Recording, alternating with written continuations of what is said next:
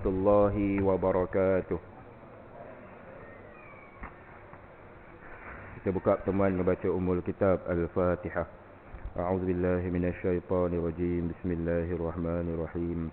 Alhamdulillahi rabbil alamin. Arrahmanirrahim. Maliki yaumiddin. Iyyaka na'budu wa iyyaka nasta'in. Ihdinas siratal mustaqim. Siratal ladzina an'amta 'alaihim غير المغضوب عليهم ولا الضالين آمين. الحمد لله رب العالمين والصلاة والسلام على أشرف الأنبياء والمرسلين وعلى آله وأصحابه أجمعين. سبحانك لا علم لنا إلا ما علمتنا إنك أنت العليم الحكيم ولا عدوان إلا على الظالمين. أشهد أن لا إله إلا الله وأشهد أن محمدا عبده ورسوله أما بعد. Alhamdulillah, sila jemaah dimuliakan oleh Allah Subhanahu wa taala. Syukur kehadrat Allah Subhanahu wa taala di atas izin dan limpah kurnia-Nya masih memberikan ruang dan peluang kepada kita pada hari ini untuk terus melakukan kebaikan dan ketaatan. Mudah-mudahan hari ini kita dipermudahkan jalan-jalan ketaatan hinggalah kita beroleh keredaan Allah Subhanahu wa taala dunia, lebih lagi di hari akhirat. Bagi yang mungkin belum memulakan niat iktikaf, boleh mulakan niat iktikaf. Mudah-mudahan duduk kita ini dicatat dengan pahala ibadah. Pagi ini kita sambung bacaan kitab Tajzibul Atraf, iaitu berada kita pagi-pagi ini pada hadis yang ke-49. Hadis riwayat daripada Ad-Dailami daripada Sayyidina Ali, yang mana baginda sallallahu alaihi wasallam bersabda, "Addibu auladakum ala salasati khisalin, hubbu nabiyyikum wa hubbu ahli baitihi wa qira'atil Qur'an. Fa inna hamlatal Qur'an fi zillillahi yawma la zilla illa zilluh, ma'al bayanihi ma'a anbiya'ihi wa asfiyanihi." Kata baginda sallallahu alaihi wasallam, ajarkan anak-anak kalian 3 perkara. Nabi bagi tips kan, bagaimana cara membentuk, mendidik ataupun membimbing anak-anak, yang mana kalau kita ikut ini mudah-mudahan akan baiklah perjalanan ataupun baiklah cara tumbesaran anak-anak kita mengikut acuan Islam dan acuan yang ditempa oleh baginda sallallahu alaihi wasallam. Apa dia saranan Nabi? Yang pertama ialah ajar kepada anak-anak kita kasih sayang kepada junjungan besar Nabi sallallahu alaihi wasallam. Bentuk anak-anak sejak daripada kecil untuk mengidolakan baginda sallallahu alaihi wasallam dari pelbagai aspek. Daripada cara makannya, kita ajar mengikut cara baginda Nabi sallallahu alaihi wasallam. Cara percakapan dia, dan cara pergaulan dia, adab, dan bentukkan juga anak-anak kita mengenali Nabi dengan jalan sirah. Dan sirah cerita tentang kehidupan Nabi, cerita tentang akhlak Nabi, cerita tentang perjuangan Nabi, cerita tentang sirah peperangan yang Nabi SAW sertai.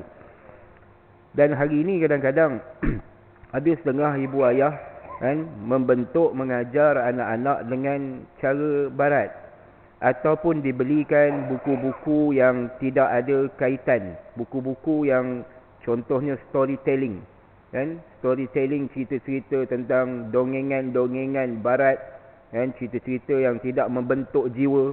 Jadi ini adalah satu benda yang salah.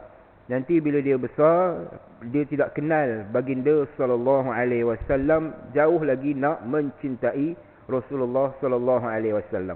Begitu juga dari sudut pakaian dia kan, dari sudut solat dia kan, dari sudut pelbagailah kita membentuk anak-anak kita untuk mencintai Rasulullah sallallahu alaihi wasallam. Yang kedua, kata baginda, kasih akan keluarga junjungan. Maknanya keluarga Nabi sallallahu alaihi wasallam ini ada 2 pandangan ulama. Yang pertama, betul-betul benar adalah keluarga Rasulullah sallallahu alaihi wasallam, iaitu Ahlul Bait. kan, terdiri daripada ahli keluarga Nabi. Kalau hari ini kita boleh kenal dengan panggilan Sayyid, ataupun kalau perempuan disebut dengan nama Syarifah. Dan ahli keluarga Nabi pada pandangan yang kedua adalah seluruh orang muslimin dan muslimat, orang mukmin dan mukminat, semua adalah keluarga baginda Nabi SAW. Kan? Ini dia. Keluarga Nabi juga termasuk seluruh orang mukmin. Kita ni semua adalah ahli keluarga baginda SAW dari sudut takrifan yang kedua. Yang pertama, yang betul-betul ada hubungan silaturahim. Yang kedua, mana-mana yang ada hubungan keimanan, semuanya adalah bersaudara, dan kita semua adalah saudara kepada Rasulullah SAW, diikat dengan akidah, iman, tauhid dan pegangan yang sama. Maka kena kasih kepada seluruh orang-orang mukmin, kerana ada anjuran dalam Islam, la yu'minu ahadukum hatta yuhibbu li akhihi ma yuhibbu li nafsihi. Tak sempurna keimanan setiap daripada kalian hinggalah kalian mencintai orang mukmin seperti mana kalian mencintai diri kalian sendiri. Beberapa minggu lepas saya balik kampung, ada satu orang pakcik ni, dan di kampung ni sebelah jiran dengan rumah mak saya di kampung. Orang kampung biasa je. Kalau kita tengok penampilan dia, kita pun tak sangka perkataan-perkataan, nasihat-nasihat yang keluar tu keluar daripada satu orang kampung dia. Kan? Tapi bunyinya bunyi cara orang kampung lah, memberi nasihat. Tapi intipatinya tu sama seperti mana yang Islam anjurkan. Antaranya pakcik ni dia menceritakan kisah kehidupan dia lah. Tapi daripada banyak waktu kita dengar cerita dia tu, dia ni seorang yang bersangka baik. Kan? Dia banyak bersangka baik. Contohnya berlakulah sesuatu musibah kan, dalam keluarga dia. Kan? Dia kata pok dia yakin perkara tu mesti ada benda yang baik lah. Kan? Yang ditentukan oleh Allah SWT. Tapi dia sebut cara dia lah. Dia tak adalah pandai nak sebut ini ada hikmah di sebalik apa semua. Dia tak pandai lah sebut cara orang baca kitab, cara-cara ustaz ceramah, tak pandai. Tapi daripada apa yang dia sebut, ini mesti ada benda baik yang Allah Ta'ala dah tentukan, dia sebut begitu.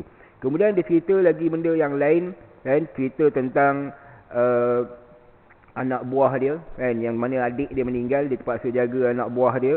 Kemudian keluarga belah mertua kepada adik ni tadi macam berebut lah nak ambil balik anak saudara ni tadi daripada jagaan dia.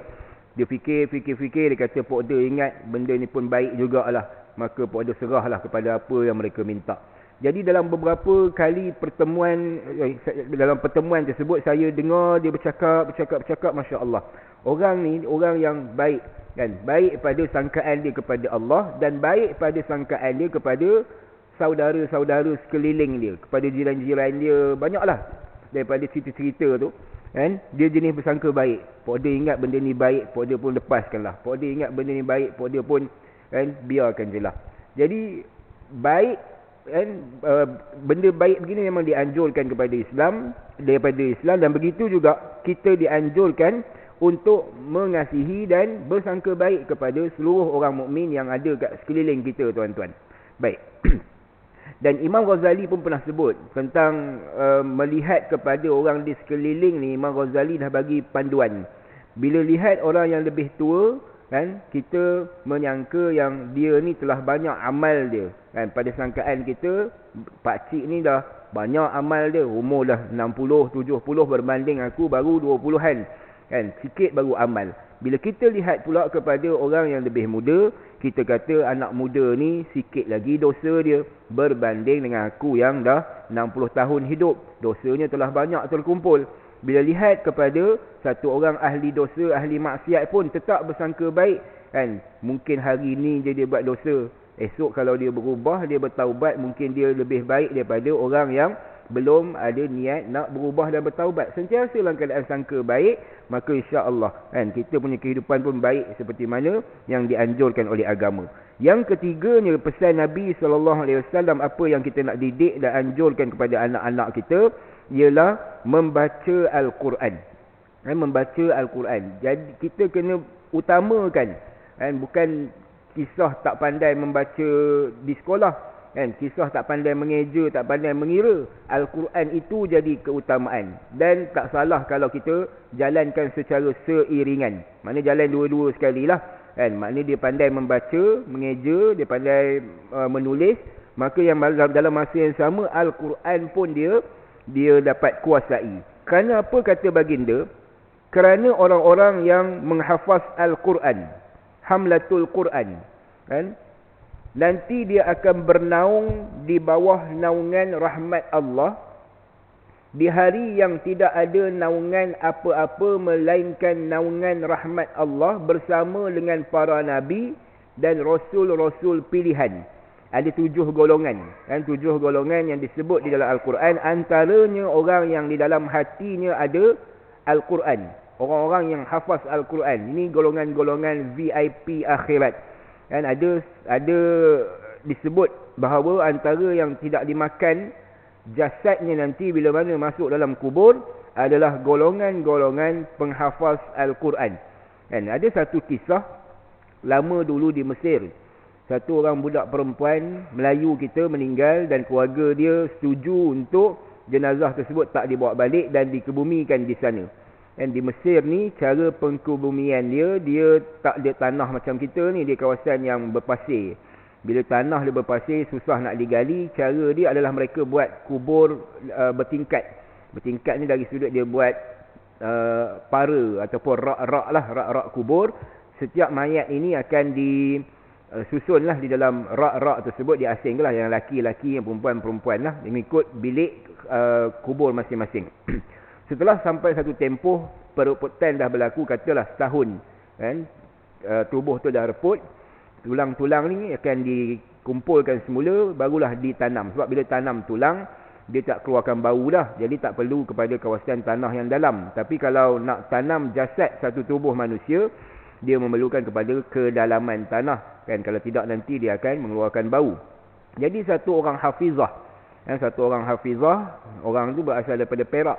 Di saat setelah setahun pengkebumian, nak diambil dia punya jenazah dia, nak dipindahkan. Alangkah terkejutnya, kan, wakil daripada Malaysia ni datang, kan, persatuan pelajar kat sana masa tu datang untuk menjadi wakil lah, pemegang amanah kepada perpindahan jenazah tersebut. Alangkah terkejut, jenazah tersebut tak luak sikit pun, kan, sama seperti hari yang dia diletakkan.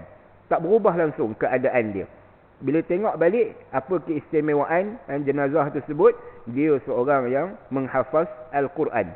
Ada satu kisah di dalam negara kita di Johor, kan, beberapa tahun yang lepas, bagaimana satu kawasan perkuburan di Johor diarahkan untuk dipindahkan.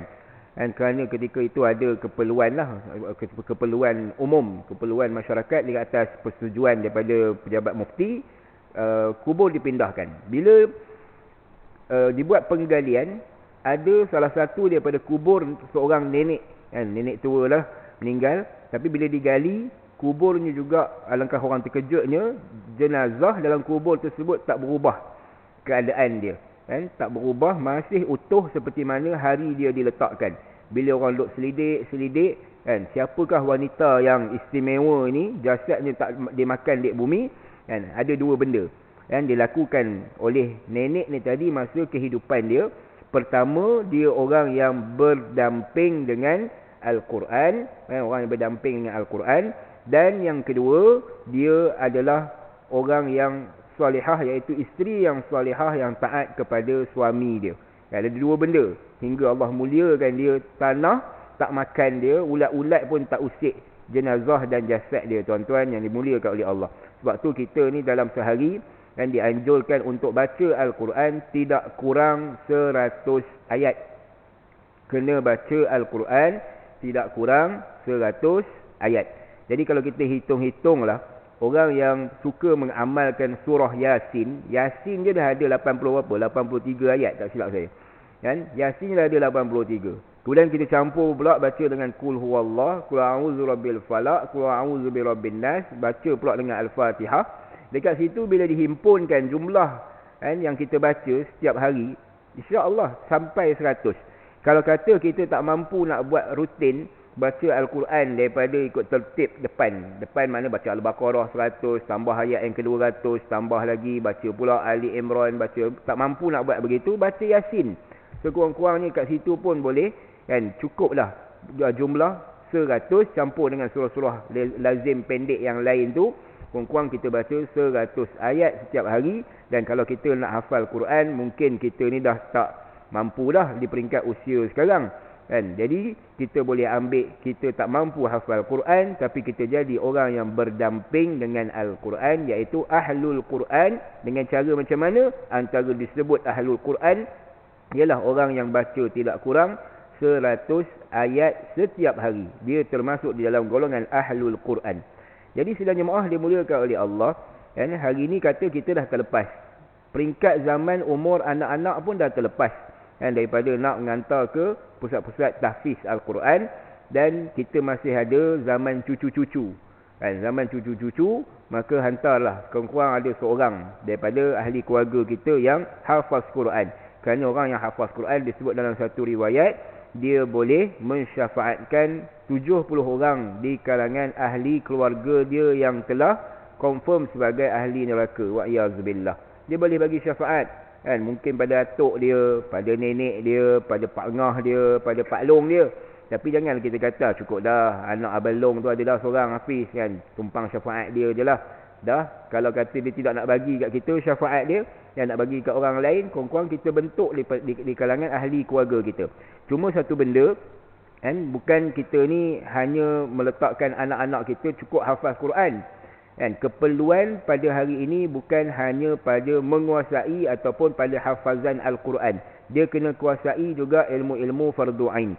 Kerana ada dibincangkan, ada dibuat survey, kan, pada setengah daripada orang-orang yang hafaz Quran, mereka hanya hafaz Quran, mereka tidak menguasai ilmu-ilmu fardu ain.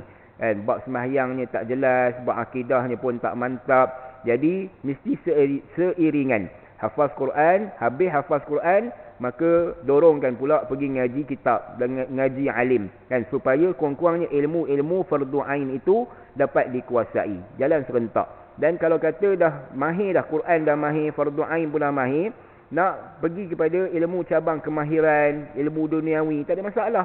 Kerana Al-Quran dah jadi pendinding, Al-Quran dah jadi, kan, penjaga kepada diri dia. Ataupun kalau nak dijalankan serentak ni pun ada kajian dibuat, kadang-kadang dia jadi tak mantap. Contohnya lah, aliran yang ada pelbagai aliran. Contohnya lah tahfiz, dia ada turas, dalam masa yang sama turas ni kitab, dalam masa yang sama dia ada profesional. Profesional kita kata junior punya ni lah, syllabus, SPM dan sebagainya. Bila dilihat kepada 3 elemen ada dalam satu waktu pengajian dan pembelajaran, budak tak boleh nak catch up, kan. Budak hanya akan fokus salah satu saja. Contoh kecenderungan dia, aku nak target nak sambung ke mana? Ke UST, bidang perubatan. Jadi dia akan hilang fokus dia pada Al-Quran. Dia akan fokus kepada aliran sains, dia akan fokus pada maths dan sebagainya. Akhirnya Quran jadi tak berapa nak mantap. Jadi sebenarnya yang lebih baik adalah pergi satu-satu terlebih dahulu. Cuma hari ni kadang orang nak pulun, semua-semua sekali. Profesional, katakan hafiz yang profesional, kan, hafiz yang moderate contohnya. Maka pandangan ataupun kajian telah dibuat adalah sukar. Pelajar nak menguasai kedua-dua bidang. Ada yang boleh kuasai tetapi amat sedikit jumlah dia. Ini budak-budak yang gifted, budak-budak yang orang kata apa, anugerah lah. Memang genius punya otak, dia boleh catch up dua-dua. Tapi biasanya dia akan cenderung kepada salah satu. Sama ada dia hanya ambil Quran ataupun dia ambil akademik. Jadi kena buat pertimbangan lah. Kena tanya orang-orang yang mahir, orang yang duduk dalam aliran. Bukan kita sendiri yang buat pertimbangan. Dan sayanglah duk hafal Quran 5 tahun dekat sekolah, tapi bila keluar sekolah, masuk universiti dan masuk pusat-pusat pengajian yang lebih atas, bila tanya balik Quran, tak tahulah, tak ingat dah Quran. Sebab apa? Dia hafal untuk menghabiskan hafalan. Dia bukan bertujuan nak menjadi seorang hafiz yang mutqin. Hafiz mutqin ni yang mana? Dia ingat kepada seluruh apa yang dia hafal. Atas, bawah, depan, belakang, semua dia boleh ingat. Baik, daripada hadis ni tadi kita dapat lihat kelebihan hafaz Quran, dan kita diarah untuk memperkenalkan anak kita, ahli keluarga kita, cucu-cucu kita kepada siapakah junjungan besar Nabi sallallahu alaihi wasallam. Dan tanya kat diri kita, kat rumah-rumah kita ada tak buku-buku sirah, kan, buku-buku sirah Nabi. Supaya apa? Supaya dia menjadi bahan bacaan. Dan kalau sebelum ni, kita punya cara hadiah hari lahir, kita bagi benda-benda berbentuk toys, ya, bentuk-bentuk mainan, ataupun benda-benda yang berbentuk hiburan. Tak salah lepas daripada hari ni, bila cucu kita dah mula pandai belajar, anak kita dah mula pandai belajar, kita belikan buku-buku sirah Nabi sebagai hadiah. Jadikan bahan-bahan bacaan. Dan banyak buku-buku sirah Nabi yang ditulis, kan, jadikan benda itu sebagai bahan bacaan anak-anak kita. Dia bila tengok kat rumah tak ada dah buku pilihan yang lain, maka dia akan jadi minat nak membaca kisah Nabi. Tapi bila kita tidak mendorongkan, bahkan kita pun tak pernah nak baca sirah Nabi itu secara keseluruhannya, maka dia akan jadi satu kepincangan lah. Maka bentuk, kan, mulai pada hari ini. Tak salah kita pun mulakan langkah yang sama. Bukan kita bentuk anaknya, kita pun dulu tak pernah lalui proses, kan, membaca sirah Nabi. Mulai hari ini beli buku-buku yang berkait dengan sirah Nabi, kita baca. Supaya itu tanda, isyarat, kan, aku pernah baca sirah Nabi. Kita boleh sebut nanti hari akhirat. Aku pernah baca sirah Nabi dan aku pernah, kan, mengikuti keseluruhan kisah kehidupan baginda sallallahu alaihi wasallam.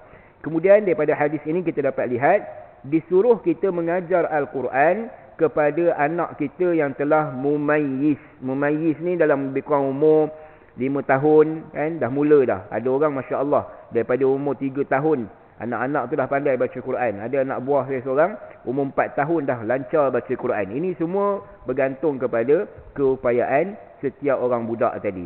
Dan ingat, kalau kita sendiri boleh mengajar Al-Quran, kita yang ajar, kan, kita ajar Quran. Mula dengan langkah alif bata tu, kalau kita ajar, dia kenal alif bata, a, i, u, ba, bi, bu, hasil air tangan kita yang mengajar anak kita mengenal huruf.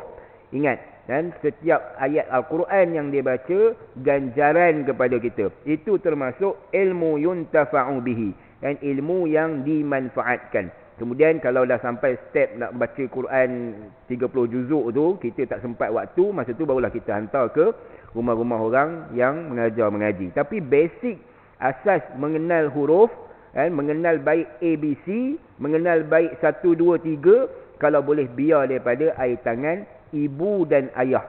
Kan, moga-moga sepanjang kehidupan dia kenal apa yang disebut sebagai apa, Al-Quran, sebagai cara membaca, maka semua itu menjadi ganjaran dan pahala. Sebab tu ada lagi satu contohnya lah, bila satu cuti panjang tuan-tuan, bila ada satu waktu cuti panjang. Sekarang ni saya tengok di kalender cuti hujung tahun dah tak ada lah, dah diringkaskan jadi seminggu je. Dulu-dulu asalnya sebulan setengah, kan, dulu sebelum Covid. Kemudian ditarik tinggal sebulan, ditarik tinggal 2 minggu. Sekarang ni tinggal seminggu je cuti hujung tahun. Dia esok pergi dekat cuti bulan 3, tak silap saya, sebulan cuti bulan 3. Letak satu target, cuti sebulan tu apa yang anak kita boleh dapat. Kita ni kadang-kadang bila cuti sekolah, anak ni cuti sungguh, kan, dia cuti sungguh, langsung dia tak buka dah buku, dia langsung dia tak buka dah benda-benda berkait dengan pelajaran dia. Cuti betul, kan, enjoy sebulan tersebut. Letak satu target, contohnya cuti sekolah untuk bulan 3 tahun depan esok, kita nak anak kita sekurang-kurangnya hafal Al-Mulk, sekurang-kurangnya hafal surah Al-Mulk, kan. Katalah Al-Mulk ada 30 ayat, ada 30 ayat, 30 hari cuti sekolah, sehari satu ayat, kan, sehari satu ayat je. Jadi okey, Along hari ni hafal satu ayat contohnya, dia pun hafal ayat pertama dapat dah. Okey, hari kedua hafal pula ayat yang kedua, kan. Tapi ayat pertama jangan tinggal, bawa 30 hari cuti, dia dapat 30 ayat surah Al-Mulk. Tahun depan, kan, suruh hafal surah lain pula, kan, surah apa? Surah Yasin katakan. Jadi kurang-kurangnya Al-Mulk ni tuan-tuan nak baca sepanjang hayat.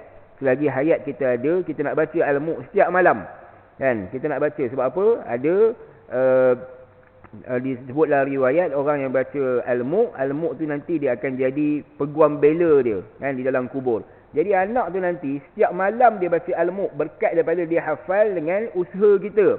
Jadi setiap malam yang dia baca tersebut bersinar kubur kita, insya-Allah, kan, bercahaya kubur kita asbab daripada dia telah hafal Al-Mulk dan dia telah baca pada setiap malam. Kata daripada dia hidup tu nanti 70 tahun umur dia, Kan? Kita 30 tahun tu, 30 tahun kita duduk dalam kubur lepas kematian kita, sampailah anak kita pula meninggal esok.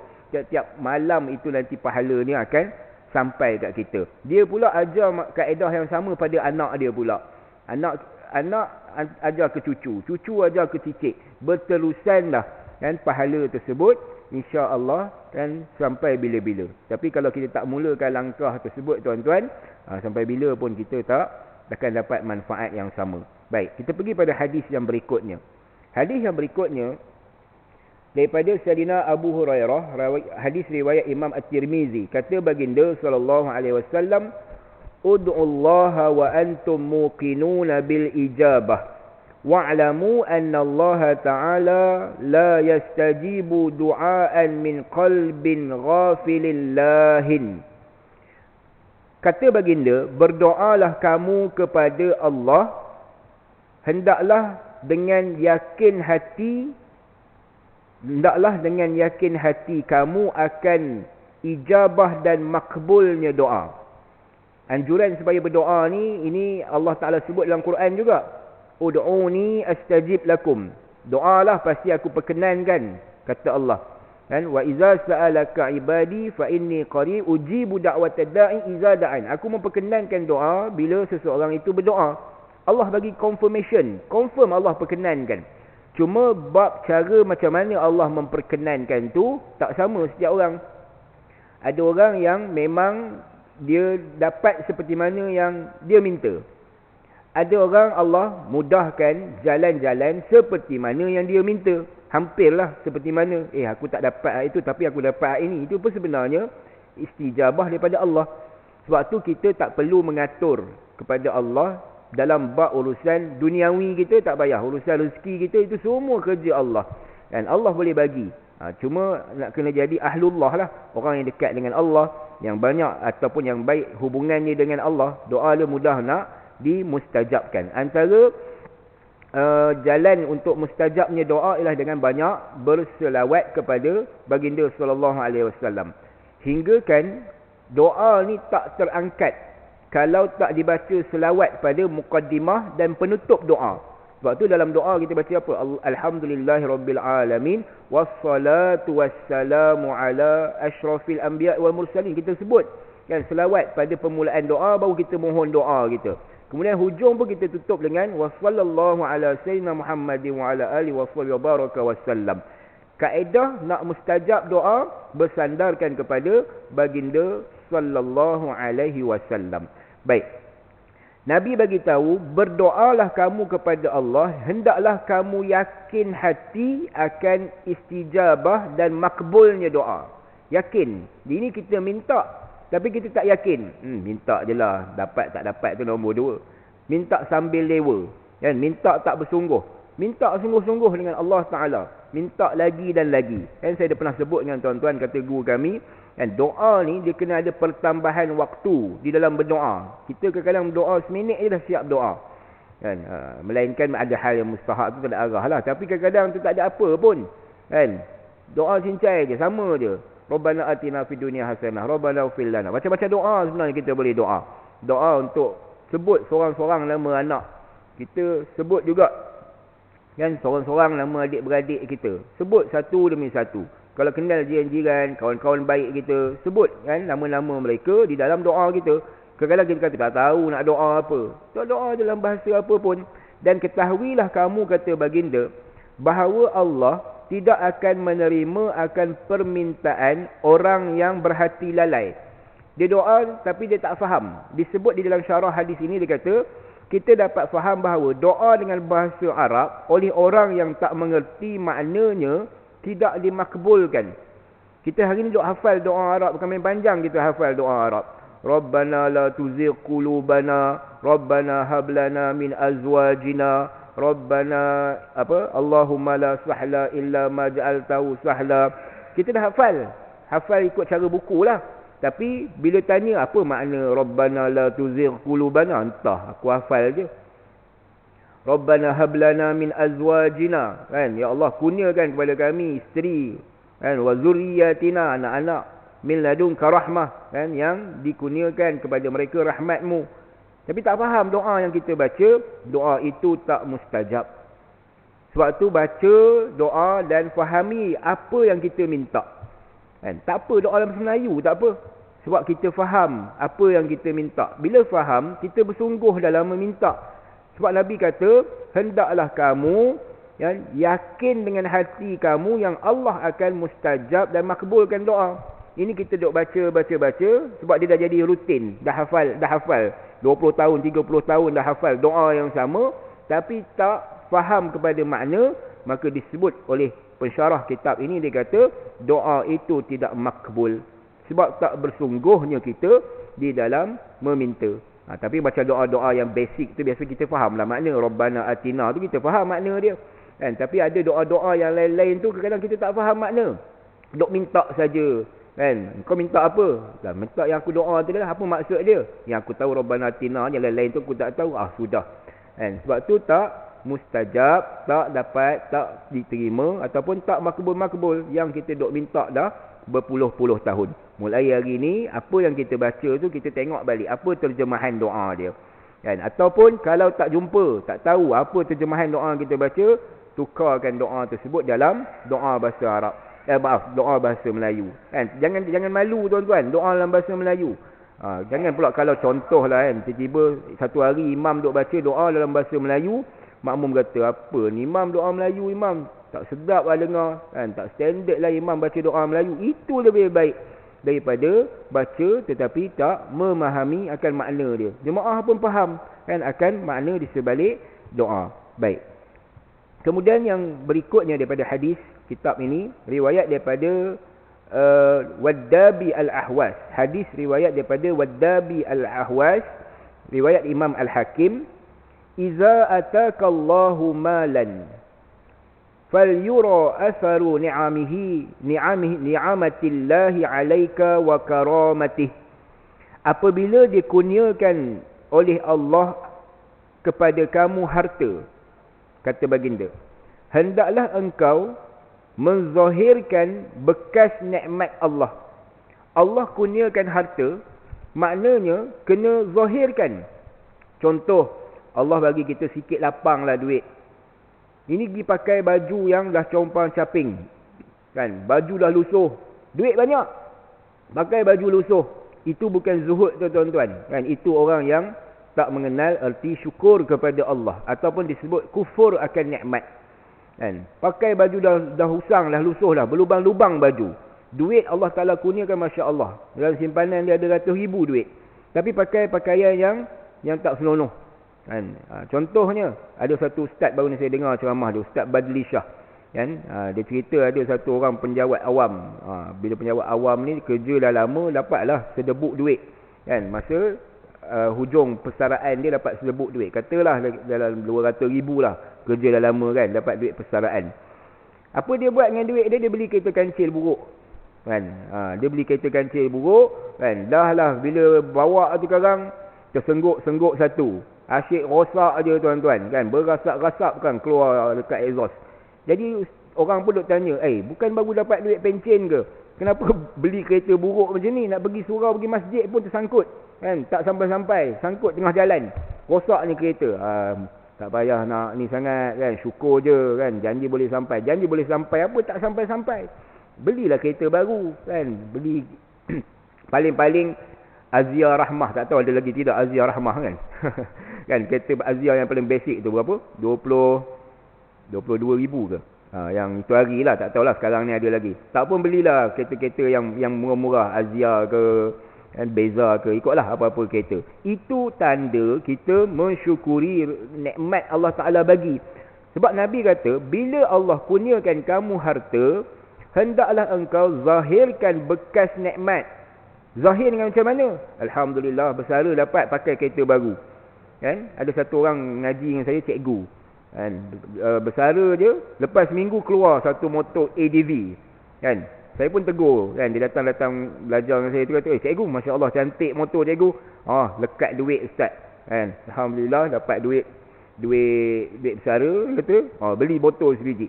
Boleh tahan juga dekat 10,000 juga motor ADV tu kan, Honda ADV tu. Tapi comel lah Kan, tengok dia bawa. Itu orang yang menzahirkan kesyukuran pada harta yang dia ada. Bukan bila dapat duit, kan, pergi cari motor-motor second hand, dah hasil terosak lah, hasil lambaiki motor lah, tersadai dan sebagainya. Dan apabila kita menzahirkan nikmat tersebut, tanda kemurahan Allah kepada engkau. Kita bersyukur, alhamdulillah Allah bagi sikit nikmat, kan, boleh pakai motor baru. Sebab Allah sebut dalam satu ayat Quran dalam surah Ad-Duha, wa amma bi ni'mati rabbika fahaddits. Adapun nikmat yang telah Allah kurniakan kepada engkau ya Rasulullah, hendaklah engkau khabarkan. Kan? Khabar ni sudah apa? Syukuri. Kan? Nikmat yang Allah Taala bagi. Allah sebut kepada Rasulullah sallallahu alaihi wasallam. Begitu bukan untuk tujuan menunjuk-nunjuk. Menunjuk ni tuan-tuan bukan beli kereta Azia. Kalau nak menunjuk dapat 200,000 beli Merc lah. Kan? Itu menunjuk. Nanti habis beli Merc, pening kepala pula nak maintain dia kan. Tak payah buat pening kepala. Beli je sesuatu yang kita mensyukuri nikmat tersebut. Ini Allah Ta'ala ataupun Nabi SAW suruh. Daripada hadis ni kita dapat lihat, disuruh kita menzahirkan berkat nikmatnya Allah kurniakan pada kita. Dan sebenarnya ada nikmat yang bukan berbentuk material. Apa dia? Nikmat kesihatan. Cara menzahirkan nikmat kesihatan lah datang beribadah pada Allah. Itu juga menzahirkan nikmat. Kan? Alhamdulillah Allah masih kurniakan kesihatan. Allah masih kurniakan segar badan untuk datang berjemaah, untuk datang kan, ke rumah Allah. Itu juga menzahirkan nikmat yang kita buat hari ni.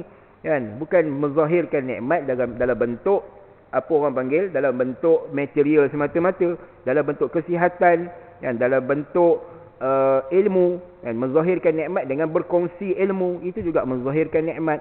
Kemudian dalam hadis yang lain sidang jemaah dimuliakan oleh Allah, hadis yang ke-52, hadis riwayat Asy-Syaikhan. Syaikhan ni siapa dia? Bila sebut Syaikhan, Imam Bukhari dan Imam Muslim. Iza ataitumus shalah fa alaikum bis sakinah fama adraktum fasallu wa ma fatakum faatimmu. Apabila hendaklah datang kamu ke tempat sembahyang. Ini terjemahan cara kitab lama. Apabila kamu nak pergi sembahyang, senang terjemah begitu. Hendaklah kalian berjalan dengan perlahan dan tidak tergopoh gapah. Jalan dengan tenang. Maknanya kalau nak tenang ni sebenarnya datang awal. Ke masjid baik, ke surau baik. Sebab bila datang lambat, boleh jadi kita akan terkejar-kejar. Nak pula kalau imam dah angkat takbir. Nak pula kalau imam dah baca surah. Kita baru sampai. Apa kita buat? Kita duk press motor kita. Ataupun kalau dulu-dulu orang pergi masjid papan, kan, bergegar-gegar masjid tu dia berlari nak kejar supaya boleh rukuk dengan imam. Nabi bagi tahu, janganlah kamu tergopoh gapah. Maka yang mana atau setakat mana kamu dapat mengikut imam, sembahyanglah kamu dengan dia. Dan yang mana terlepas, hendaklah kamu sempurnakan. Mana itu lebih dituntut daripada kita nak mengejar, dapatkan rakaat, tapi ada benda yang kita tinggal. Contohnya begini tuan-tuan ya. Kita masuk masjid. Di saf pertama ni ada lagi ruang kosong. Kan? Ruang kosong yang orang belum penuhkan kat ujung sana. Seorang lagi boleh masuk. Tapi kita ni kata kita masuk daripada pintu sana kan. Kosong kat ujung sini. Kita masuk pintu kanan tu. Kanan saya lah. Kan? Masuk pintu sana. Ujung kat sini. Kita tengok ada kosong. Tapi sekarang kalau aku pergi ke sana, tak sempat rukuk dengan imam. Dia pun bina saf kat belakang ni. Dia buat saf yang kedua. Kan? Sebab apa nak dapat rakaat? Disebut dalam kitab fiqh, memenuhkan saf tersebut adalah lebih utama daripada mendapat rakaat, satu rakaat dengan imam. Kan? Ini kalau orang faham. Tak apalah masbuk, tapi kita sempurnakan saf. Kita dapat pahala saf dan kita dapat menyempurnakan sembahyang berjemaah tadi. Semua orang dapat sempurna. Sebab apa? Sebab saf telah dipenuhkan dengan cara yang dituntut oleh syarak. Tapi kalau kita kejar nak dapat rakaat, kita tak dapat pahala mendirikan saf. Pahala berjemaah tu dapatlah, tapi pahala saf kita tak dapat. Jadi sebab itu, kan, utama lagi menyempurnakan saf hingga kita terluput rakaat dengan imam berbanding dengan mengejar nak mendapat rakaat. Ini disebut dalam kitab fiqh. Baik. Maka bila datang ke masjid, jangan duk berlari. Pernah satu ketika Nabi dengar bunyi tapak kaki. Satu orang yang mengejar imam. Ataupun Nabi lah ketika itu menjadi imam untuk rukuk dengan Nabi. Kemudian Nabi tegur dengan hadis ni. Nabi kata, hendaklah kamu datang solat dalam keadaan tenang. Apa yang kamu dapat dengan imam, itulah rezeki kamu hari itu. Maknanya kalau kamu masbuk lah. Tak salah pun. Masbuk ni sebenarnya tak mengurangkan pahala 27 rakaat. 27 kelebihan tersebut. Masbuk tak mengurangkan. Cuma kita mungkin tak dapat takbiratul ula lah dengan imam. Mungkin juga kita kurang dari sudut tak mendengar bacaan imam pada rakaat pertama. Tapi pahala sembahyang berjemaah 27 tu tetap diberikan. Hingga kan disebut dalam satu riwayat, satu orang yang datang ke masjid untuk dirikan sembahyang berjemaah, bila sampai ke masjid tengok jemaah sudah siap. Orang dah siap sembahyang lah. Dah balik dah orang sembahyang. Lewat aku punya datang. Dia diberikan pahala 27. Apatah lagi kalau memang dia datang sungguh. Cuma dia tak dapat 3 rakaat dengan imam. Kata dia dapat 2 je. Satu dia masbuk. Tetap dia berikan pahala yang penuh. Yang datang tak dapat jemaah langsung pun penuh. Apatah lagi kalau datang hanya masbuk 1 ataupun 2 rakaat.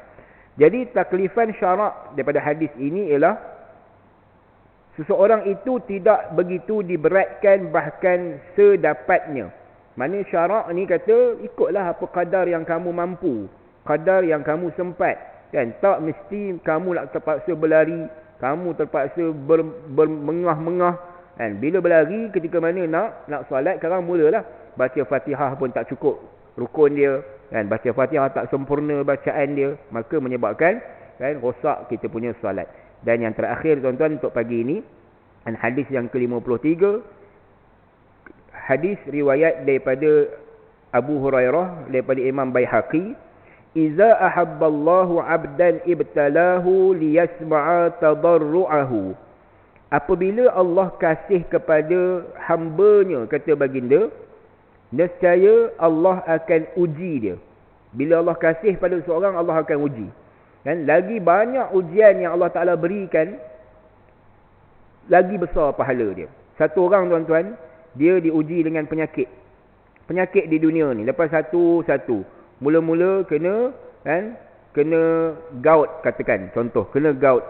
Lepas kena gout sekarang, kena pula darah tinggi. Lepas darah tinggi sekarang, kena pula Allah uji kencing manis. Habis kencing manis kan, wa'iyahzubillah, kena pula buah pinggang. Tempoh daripada dia mula kena tu, katalah umur dia 30 tahun, sampai umur 60 tahun, penyakit tu duduk pada tubuh badan dia. 30 tahun menanggung sakit. 4 penyakit, 5 penyakit ni duduk tanggung. Tapi dia sabar dengan penyakit tersebut. Hingga bila mana dia dibangkitkan di hari kiamat, orang yang sakit ni tadi, pahala dia lebih besar berbanding dengan orang yang sihat. Berbanding dengan orang sihat, pahala orang sakit tu lebih besar. Jadi bila dilihat oleh orang yang sihat, kenapa pahala orang sakit ni besar? Sebab dia sabar di atas penyakit dia. Sebab tu kita kalau Allah uji dengan penyakit, minta jauh lah. Kita bukan minta nak sakit. Tapi kalau Allah uji dengan penyakit, sabar dalam menghadapi penyakit tersebut, pahalanya sangat besar. Innama yuwaffas sabiruna ajrahum bighairi hisab. Sesungguhnya Allah mengurniakan ganjaran orang yang sabar dengan ganjaran yang tak terhitung. Ganjaran yang besar Allah telah sebut dalam Al-Quran. Jadi orang yang sihat ni tadi, dia kalau boleh nak minta patah balik kat dunia. Dia kata, aku nak minta patah balik kat dunia lah. Aku pun nak diuji dengan kesakitan. Sebab apa? Orang yang sakit, bila mana dia sabar, pahala dia besar hingga mengalahkan orang yang sihat yang tak mengenal mungkin erti sabar. Sabarnya di dalam menghadapi penyakit. Sebab tu orang yang bila Allah sayang, sebelum kematian dia, Allah uji dia dengan kesakitan, dengan nazak yang berat. Sebenarnya Allah nak ringankan dosa dia. Dia balik jumpa Allah dalam keadaan dah tak bawa dosa sebab sakit yang dia hadapi. Ada dalam kitab lain disebut satu orang yang tertusuk duri. Duri dia tusuk dia, sikit dia kena duri. Itu pun sebenarnya ganjaran pahala kalau dia sabar. Apatah lagi kalau diuji dengan penyakit-penyakit yang berat. Baik, Allah kasih kepada hamba-Nya apabila Allah kasih kepada hamba-Nya, nescaya diuji, kan, dicubanya supaya dia mendengar akan tadarru' dia. Allah mendengar rintihan dia, kan. Ujian ni bukan bab sakit je, macam-macam ujian, kan. Saya dah cerita kot dalam pertemuan yang lepas, bagaimana satu orang, kan, ibu diuji dengan 10 orang anak. Dia ada 10 orang anak, tapi saat umurnya tua, tak ada seorang pun anak yang sudi nak jaga, kan, nak jaga. Seorang pun tak nak. Anak kerja bagus-bagus, tak nak jaga mak. Ayah ada tinggalkan harta, kan, harta tanah felda, hak itu direbut, kan. Oh, faham sangat bab faraid. Oh, masa tu, oh, ni kena bagi kod faraid ni, kan. Mak ada bahagian dia, anak-anak pun ada dapat bahagian. Oh, pandai sangat, tapi bab jaga mak, tak nak jaga mak, kan. Sebab tu ada satu benda, saya nak kongsi dengan tuan-tuan. Mungkin tuan-tuan ada dengar juga lah pada ustaz yang mengajar ilmu faraid. Bila berlaku kematian, kematian suami ataupun isteri, suami atau isteri ni, dia betul harta yang ditinggalkan oleh si mati, dia adalah harta faraid, kena bagi, kan. Kata isteri kita meninggal, dia ada tinggalkan 100,000 duit dalam akaun dia, 100,000. 100,000 tu belum bagi faraid lagi. 100,000 tu mula-mula selesaikan dulu hutang dia. Kalau dia ada hutang, selesaikan dulu hutang dia. Kemudian kalau dia belum buat haji, badalkan dulu haji dia. Kemudian suami boleh tuntut harta sepencarian, kan. Isteri pun boleh tuntut harta sepencarian. Sebab kalau isteri, suami dia meninggal, dapat tak banyak, dalam 1/6. Anak lelaki dapat 2/3, kan. Besar bahagian anak lelaki. Jadi isteri, ibu dapat 1/6, sikit je. Kalau kata 100,000, dapat berapa? 1/6, 6,000. Ya. Lebih kurang, lebih kurang 6,000 je dapat. Sedangkan isteri ni tadi macam-macam benda lagi nak kena, kan, tanggung. Contohnya duit api, air, macam-macam benda lah nak kena survive hidup lagi, kan, lepas pada kematian suami. Minta dulu harta sepencarian. Okey, mak nak harta sepencarian mak dengan ayah. Separuh isteri boleh dapat, separuh suami boleh dapat. Kemudian tolak pula, kan. Tadi dah tolak dah hutang-hutang yang belum selesai. Kemudian pencarian tadi dapat separuh, kemudian baki tu baru bahagi. Dapat juga dalam baki tadi, suami dapat lagi 1/6, ataupun isteri dapat juga bahagian faraid 1/6 tersebut. Ini kadang-kadang anak bukan main, dia pulun bab harta faraid sampai mak dia, kan, tersepit kat situ. Jadi itu tak termasuk dalam faraid, itu tak masuk, kan. Itu sagu hati. Dia bukan boleh kira dia yang mengukur, dia kena ikut ukuran syarak. Syarak yang ukur, kan. Bukanlah ukuran logik dia memanglah, tapi kalau ukuran syarak kata begitu, itu kalau mak dia nak tuntut sepencarian. Tapi mak ni kadang-kadang tengok anak pun tak berapa nak ada sengkit, kan. Tak apalah, ambillah semua tu, bagilah ikut. Silap-silap bahagian dia pun dia tak nak. Silap-silap lah. Kalau pencen ayah tu tadi sampai 6-7 ribu sebulan. Kan. Kalau pencen ayah tu tinggalkan 200,500 dia dapat setiap bulan. Kena ambil jugalah bahagian, kan, yang ditinggalkan. Jadi demikian tuan-tuan. Ada beberapa hadis yang kita baca pada pagi ini. Tak silap saya tadi ada lebih kurang 5 hadis. Moga-moga kita dapat manfaat lah, kan, daripada apa yang kita baca daripada pesanan baginda Nabi SAW. Qulu qawli hadza wa astaghfirullahal azim li wa lakum. Assalamualaikum warahmatullahi wabarakatuh. Bismillahirrahmanirrahim. Alhamdulillah bil alamin wassalatu wassalamu ala asyrafil anbiya'i wal mursalin wa ala alihi wa ashabihi ajma'in. Allahumma faqihna fid din wa 'allimna ta'wil dina ila siratal mustaqim. Sallallahu alaihi Muhammad wa alihi wa sallam. Alhamdulillahi rabbil alamin. Subhanallah bihamdihi. Subhanakallahumma wa bihamdika astaghfiruka. Ya. Yalah. Terima kasih. Sahabat baginda sekalian, sama-sama kita memperbanyakkan selawat ke atas baginda Nabi Muhammad sallallahu alaihi wasallam. Moga-moga kita mendapat syafaat daripada baginda insya-Allah. Jadi alhamdulillah, sekali lagi kita memanjatkan segala puji bagi Allah, kerana pada pagi ini Allah Subhanahu wa taala telah bagi hidayah pada kita, petunjuk dan bimbingan untuk kita menjadi di kalangan hamba Allah yang masih lagi ada kekuatan untuk menunaikan solat, lebih-lebih lagi solat secara berjamaah. Jadi hidayah Allah ni penting. Petunjuk bimbingan Allah ini penting. Sebab setiap kali kita melaksanakan ibadah, solat khususnya, ada kalimah-kalimah hidayah itu. Dalam Fatihah kita sebut hidayah. Dalam duduk di antara dua sujud kita sebut hidayah. Tadi pun kita membaca doa kunut pun sebut kalimah hidayah. Banyak hidayah kita minta dengan Allah. Cuma kadang-kadang kita tidak menghayati akan kalimah-kalimah yang disebut sebagai hidayah itu. Makna kata bila kita ini menyebut ataupun meminta hidayah daripada Allah, petunjuk daripada Allah, minta Allah bimbing kita jadi di kalangan manusia yang selalu melakukan kebaikan, yang selalu melakukan sesuatu yang bermanfaat untuk kita, untuk keluarga kita dan untuk kesemua manusia. Jadi hidayah ni perlu kita kaji dan perlu kita sama-sama minta dengan Allah. Sebab tu biasa kita dengar kalau dah habis ceramah ke, habis kuliah ke ataupun apa-apa ucapan kita sebut wabillahi taufiq wal hidayah. Assalamualaikum warahmatullahi wabarakatuh. Kan? Itu kalimah yang biasa disebut. Tetapi kalimah hidayah itu sebenarnya mestilah kita usaha dulu. Sepatutnya wabillahil hidayah wabit taufiq. Lazim kita baca kita baca dengan taufik dan hidayah. Wabillahi taufiq wal hidayah. Sebenarnya wabillahil hidayah wabit taufiq. Hidayah ni benda yang kita kena usaha. Manakala taufik itu adalah pencapaian setelah usaha hidayah itu kita dapat. Makna kata kita nak minta dengan Allah sesuatu petunjuk. Contohnya kita nak datang solat hari ni berjamaah di masjid, minta Allah bagi bimbingan pada kita, kekalkan momentum kita datang solat berjamaah ini sentiasa berjalan dengan baik. Supaya kita tiap kali sembahyang itu kita ada keinginan untuk solat secara berjamaah. Manakala taufik itu adalah pencapaian. Istiqamahnya kita sembahyang secara berjamaah itu, itulah taufik. Kejayaan kita telah melazimkan solat secara berjamaah. Jadi mudah-mudahan Allah Subhanahu Wa Taala bagi kepada kita hidayah dan petunjuk.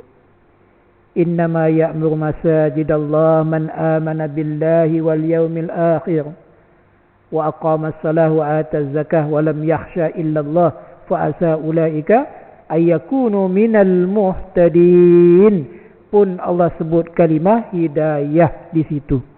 Mudah-mudahan. Sebab apa Allah kata mudah-mudahan? Ulaika ayyakunu fa'asa ulaika ayyakunu minal muhtadin. Mudah-mudahan tuan-tuan perempuan kita menjadi di kalangan hamba Allah yang sentiasa mendapat petunjuk daripada Allah. Tapi Allah dah bagi guideline pada kita. Macam mana nak jadi di kalangan hamba Allah yang mengimarahkan masjid, yang mendapat hidayah Allah. Allah dah bagi guideline, dah bagi ketetapan pada kita. Mestilah innama ya'muru masajidallah man amana billah. Itu yang paling penting. Mestilah kita beriman kepada Allah. Kalau kita tidak ada iman pada Allah, makna kata belum tentu lagi kita ini tergolong dalam golongan yang mendapat hidayah petunjuk daripada Allah. Adapun iman pada Allah ni kita kena faham dengan jelas. Kenapa disebut iman pada Allah? Iman itu apa? Ada orang beranggapan iman itu kita hafallah rukun iman, itulah iman. Itu kita daripada segi falsafah iman itu, tapi daripada segi penghayatan iman tu belum tentu lagi, sebab kita tidak menghayati dengan betul-betul. Bila iman pada Allah itu, kita mesti ada tiga benda. Tiga benda yang kita kena lakukan nak memastikan iman kita kepada Allah itu iman yang kukuh, iman yang kuat, iman yang sebenar. Iaitu pertama sekali, yakin di dalam hati. Bila kata iman pada Allah, yakin dalam hati kita bahawa Allah itu Tuhan yang satu. Mesti yakin di dalam hati kita. Yang kedua, kita kena lafazkan dengan lidah. Asyhadu an la ilaha illallah. Sebab tu kita sebut asyhadu an la ilaha illallah. Ada sabdu di situ. Tapi kalau kita sebut asyhadu an la ilaha illallah, dia tidak menjadi makna yang sepatutnya. Sebab tu illa tu melainkan. Kalau illa kepada. Sebab tu dalam bahasa Arab ni kalau kita salah sebut, baris atas jadi baris bawah jadi baris depan, tak ada sabdu, dia jadi makna yang berbeza. Contohnya kita kalimah Fatihah. Iyyaka na'budu wa iyyaka nasta'in. Ada orang baca iyyaka na'budu wa iyyaka nasta'in, salah. Sebab tak ada sabdu, tak ada saddah bacaan. Maknanya berbeza. Bila kata iyyaka, kepada engkau lah ya Allah kami memohon pertolongan, dan kepada engkau kami memperhambakan jasad dan hati ini untuk Allah. Lepas tu bila kalimah-kalimah yang melibatkan ayat-ayat suci Al-Quran ini, kita kena baca dengan kaedah yang betul. Sebab bimbang, maknanya akan jadi makna yang tidak sepatutnya. Jadi bila illallah, asyhadu an la ilaha illallah, melainkan Allah. Hanya Allah lah tempat kita memperhambakan jasad kita, hati kita, minda kita, kesemuanya untuk Allah. Sebab tu penyaksian kita kepada Allah tu penting untuk membuktikan keimanan kita kepada Allah. Dengan hati kita yakin, dengan lidah kita kena sebut, dan laksanakan dengan amal perbuatan. Ada orang beriman dengan Allah tapi dia tak sembahyang. Dia tidak melaksanakan yang ketiga ini. Mesti dilaksanakan dengan perbuatan, iaitu sembahyang, puasa, haji, zakat. Semua benda yang wajib itu kita kena laksanakan tanpa ada persoalan. Bila kita mempersoalkan, makna kata kita masih lagi tidak ada keimanan yang kukuh. Kenapa kena sembahyang 5 waktu? Kenapa sembahyang tak boleh 1 waktu? Kenapa puasa kena 30 hari? Kenapa puasa tak boleh 10 hari je? Mempertikaikan tentang sesuatu benda yang wajib ke atas kita. Itu makna kata iman kita masih lagi belum ada pengukuhan. Jadi insya-Allah pada pagi ini tuan-tuan, puan-puan yang dirahmati Allah sekalian, saya nak kongsi berkaitan tentang 2 perkara. Yang pertama sekali disebut sebagai rahmat, yang kedua disebut sebagai berkat. Ni benda yang biasa kita sebut. Tadi pun kita mulakan dengan kalimah salam. Assalamualaikum warahmatullahi wabarakatuh. 2 benda. Rahmat, keberkatan. Ada beza tak rahmat dan keberkatan? Mestinya ada beza, sebab makna dia dan juga sebutan dia pun berbeza. Tapi kita kaji tak apa yang disebut dengan rahmat dan keberkatan? Mesti benda yang berbeza. Pertama sekali disebut rahmat Allah. Rahmat Allah ni lebih kepada belas dan kasih sayang Allah kepada manusia. Itu kita tahulah. Allah ini bagi kehidupan pada kita. Allah bagi kepada kita ketenangan, kebaikan. Itu semua ada rahmat Allah, kasih sayang Allah. Allah bagi kita keluarga yang baik. Allah bagi kita isteri yang baik, suami yang baik, anak-anak yang baik. Itu adalah rahmat Allah. Manakala keberkatan ini adalah benda yang melimpah. Contohnya, kehidupan kita ni kalau tak ada keberkatan, dia akan jadi kehidupan kita ni banyak dengan kesulitan dan masalah. Sebab tu bila kita minta berdoa dengan Allah Subhanahu Wa Taala, ya Allah, panjangkanlah usia kami dengan keberkatan. Jangan dilupakan keberkatan itu. Sebab keberkatan ni penting. Gaji kita banyak, duit kita banyak, tak ada keberkatan susah. Gaji kita 10,000, 20,000, tiap-tiap bulan gaji kita melebihi daripada 5 angka. Tapi tak pernah cukup. Itu tanda gaji kita, pendapatan kita, rezeki kita tak ada berkat. Jadi benda ni kena penting. Rahmat Allah, keberkatan Allah, itu 2 benda yang paling penting dalam kehidupan kita. Jadi macam mana kita nak dapatkan keberkatan dan rahmat Allah? InsyaAllah saya akan kongsikan sedikit pada pagi ini. Kalimah keberkatan ini, tuan-tuan yang dirahmati Allah sekalian, barakah itu adalah keberkatan. Manakala birkatun itu maksudnya perigi. Sebab tu bahasa Arab ni kalau baris bawah tu jadi makna lain. Kalau baris atas jadi makna lain. Baris atas, barakah, maknanya adalah rezeki Allah, keberkatan Allah. Manakala birkatun, barakafta juga, maknanya adalah perigi. Tapi kedua benda ni, benda yang saling kait-mengait. Kenapa perigi dan juga keberkatan itu saling kait-mengait? Kita tengok perigi itu apa dia sifat dia. Perigi ni maksudnya tempat air kan. Dulu-dulu kita gunakan perigi. Sekarang ni jarang lah. Tapi belah-belah Kelantan, Terengganu tu masih ada lagi. Belah-belah tempat kita rasa dah tak ada perigi lah. Kalau ada tu perigi, orang kata perigi lain macam sikit lah. Perigi buta ke, perigi mungkin buat muzium lah kot. Tapi tempat-tempat kita dah tak ada dah.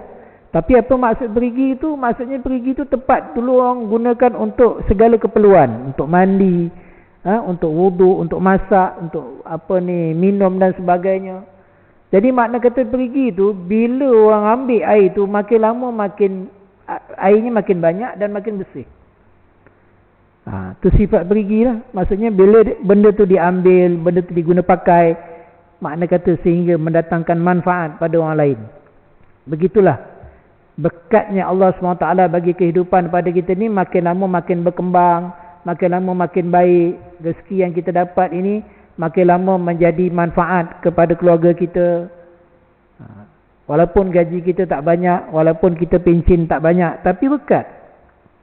Sampai hujung bulan duit masih ada lagi.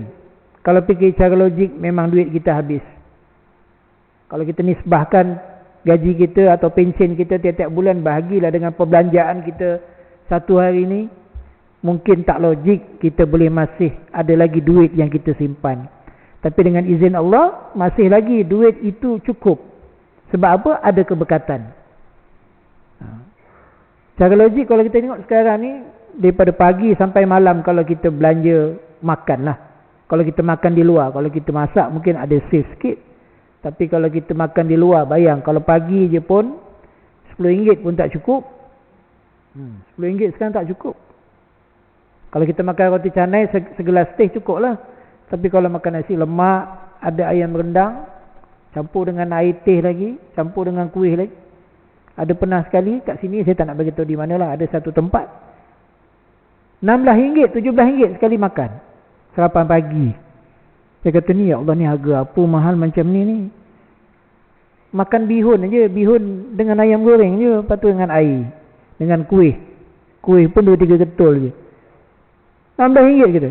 Kira balik. Betul cik, RM16. Ni harga apa macam ni mahal. Ini baru sarapan pagi, bayang sampai malam dekat RM50. Itu baru makan, belumnya minyak lagi, belumnya belanja anak sekolah lagi, belum nak bagi nafkah lagi dekat isteri dan sebagainya.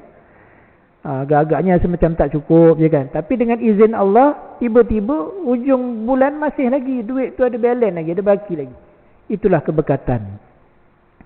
Sebab apa keberkatan Allah bagi pada kita? Sebab usaha, tuan-tuan. Keberkatan ni dia tak datang sendiri. Tak semua manusia mendapat keberkatan Allah. Dia mesti ada kaedah dia. Macam mana dapat keberkatan Allah Subhanahu Wa Taala? Mesti kita kena usahakan dengan kita mentaati perintah Allah.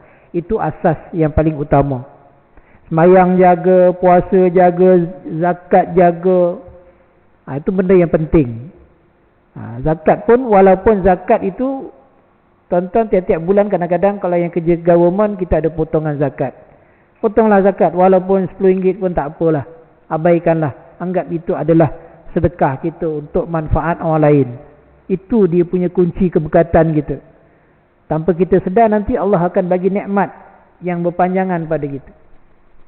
Sebab tu punca pada kita. Kadang-kadang kita tak sedar benda-benda yang kita rasa benda tu tak ada pada kita, tapi Allah bagi pada kita tanpa kita sedar. Wa may yattaqillaha yaj'al lahu makhraja. Siapa yang bertawakal pada Allah, siapa yang bertakwa pada Allah, maka Allah akan bagi daripadanya rezeki yang tidak dapat dikenal pasti daripada mana datangnya. Tiba-tiba je datang rezeki. Itu adalah keberkatan di atas kehidupan yang kita lakukan. Mudah-mudahan Allah sentiasa bagi kepada kita kebaikan. Jadi bila mana keberkatan ini merupakan satu kurniaan Allah Subhanahu Wa Taala, Allah Subhanahu Wa Taala menyebutkan di antara kaedah lain untuk kita mendapat keberkatan Allah ialah kalau ikut dalam hadis Nabi Muhammad sallallahu alaihi wasallam daripada Anas bin Malik, tasahharu fa inna fis sahur barakah. Ini Nabi Muhammad sallallahu alaihi wasallam menyatakan dalam sebuah hadis berkaitan tentang bersahurlah. Ni tuan-tuan ya, besok Isnin kita disunatkan puasa sunat. Jadi Nabi kata sahurlah kerana sesungguhnya pada perbuatan sahur itu, tuan-tuan makan pagi itu sebelum azan subuh itu ada keberkatan. Ada keberkatan. Maksudnya keberkatan yang bagaimana? Keberkatan Allah saja yang tahu macam mana. Tapi makna kata keberkatan itu Allah bagi pada kita sebab kita melazimkan perbuatan sahur itu dalam kehidupan kita. Maka bulan Ramadan kita dah confirm puasa. 30 Ramadan tu confirm puasa. Tidak boleh tidak. Melainkan ada sebab-sebab yang tidak boleh dielakkan. Sakit, sebagainya, musafir. Tapi daripada segi basicnya puasa Ramadan itu wajib. Kita semua kena tunaikan. Tak mampu kita tunaikan pada bulan Ramadan, kena ganti pada bulan yang lain. Tak mampu kita ganti pada bulan yang lain, kita kena fidyah. Tapi makna kata perbuatan itu wajib. Semua orang boleh buat. Tapi puasa sunat, tak semua orang boleh buat. Tak semua boleh buat. Sebab apa? Sebab dia kena mujahadah. Kena ada jihad. Besok Isnin contohnya. Pergi pejabat, pergi tempat kerja, asalnya puasa. Tiba-tiba ada orang pula bawa apa ni, potluck. Oi, sedap pula dia bawa potluck ni. Dengan rendang ayam lah, dengan apa ni, lontong lah, sebagainya. Tak jadi puasa lah. Ada sahabat saya, hari Khamis itu di puasa sunat. Dia kata, Alhamdulillah puasa bagus. Alhamdulillah. Belajar-belajar nak puasa Ustaz. Saya cubalah nak memperbaiki. Alhamdulillah. Tengah hari ada orang ajak dia pergi makan asam pedas. Cancel puasa. Cancel puasa. Tadi kata puasa sunat. Tak boleh tahan Ustaz. Panggilan asam pedas tu lain macam. Tak jadi saya puasa. Allah. Baru panggilan asam pedas kan. Jadi kekuatan kita lah. Kekuatan kita. Walaupun benda tu sunat. Tapi kena ada mujahadah. Sebab nak dapat keberkatan Allah, rahmat Allah, kasih sayang Allah ni kita kena berjuang. Kecuali lah masuk kata orang panggil kenduri. Orang panggil kenduri ni lain. Sebab Nabi ada sebut dalam sebuah hadis. Kalau ada orang ajak satu majlis, tu kita boleh bagi pilihan. Kita nak buka puasa ke atau tidak. Tapi sebaiknya kita memenuhi jemputan. Itu lain. Dari segi jemputan. Tapi ini orang ajak pelawa je. Jom kita makan asam pedas. Benda tu tak ada lagi. Kat mana nak pergi makan? Tak tahulah. Kita pergilah pusing-pusing. Nanti jumpa mana yang sedap, okeylah. Baru cakap macam itu, dia dah tergugat iman dia. Jadi kena ada mujahadah. Jadi kalau tuan-tuan mujahadah nak keberkatan daripada Allah, kena lazimkan puasa sunat. Sebab dalam sahur itu ada keberkatan. Apa keberkatan dia? Membekalkan kekuatan tubuh badan. Siapa yang puasa, Nabi sebut, maka summu tasihu. Siapa yang puasa, maka sihat tubuh badan dia. Sebab kita ni, yalah, dalam tak puasa ni macam-macam kita makan. Makanan kita pula bukannya satu jenis, macam-macam. Dia bukannya setakat nasi je. Nasi makan, roti makan. Itu belum cendol lagi. Macam-macam lah makanan. Kuih lagi. Kan, petang lagi, goreng pisang lagi. Macam-macam kita masuk dalam tubuh badan kita. Jadi bila kita puasa ni adalah salah satu jalan untuk kita menyihatkan tubuh badan. Sebab bila kita puasa ini, dia bagi kerehatan pada kita punya anggota dalam badan kita ni untuk berehat. Kalau tak, dia bekerja. Macam kita lah, kita ada kenderaan, ada motor, ada kereta. Cubalah kalau 24 jam tak henti-henti berjalan. Jalan aja kereta kita. Makin lama makin jadi macam-macam lah. Itu panas lah, radiator rosak lah, macam-macam. Sebab apa? Benda tu sentiasa berjalan. Tapi kalau kita bagi dia kerehatan sikit, insya-Allah kereta tu akan normal. Biasa perjalanan itu. Macam itulah dengan tubuh badan kita. Kena ada kerehatan, barulah tubuh badan kita menjadi sihat. Bukan sahaja tubuh badan kita sihat, tapi bagi khusyuk dalam kita melaksanakan amal. Bila kita puasa, maka kita bagi sepenuh penumpuan kita terhadap amalan ibadah kita. Tapi kalau kita tak puasa, bila kita nak sembahyang, bau masakan, bau benda-benda yang melibatkan kepada makanan ini, tergugat iman kita. Tengah sembahyang agak-agaknya makanan tu ada lagi tak ya? Tu yang sembahyangnya 2 minit aja. Sembahyangnya jadi laju. Sebab apa? Takut makanannya habis. Tapi kalau puasa, tahu kita puasa, dia tak terfikir makanan. Oh, puasa. Jadi kita tak terfikir sangat berkaitan tentang makanan. Tapi bagi orang yang puasa, orang kata puasa yang yuk ni, dia tergoda lah. Tu yang masih lagi mengekalkan geng plastik hitam bulan Ramadan. Masih lagi mengekalkan. Walaupun ada yang tukar warna plastik tu, tapi geng plastik tu tetap ada, tetap wujud. Tiap-tiap tahun ada keluar dekat surat khabar, geng ni kena tangkap, geng tu kena tangkap. Tak tahulah, masih lagi benda tu berlaku. Walaupun lah puasa 30 Ramadan je pun, bukannya 30 tahun puasa, 30 Ramadan.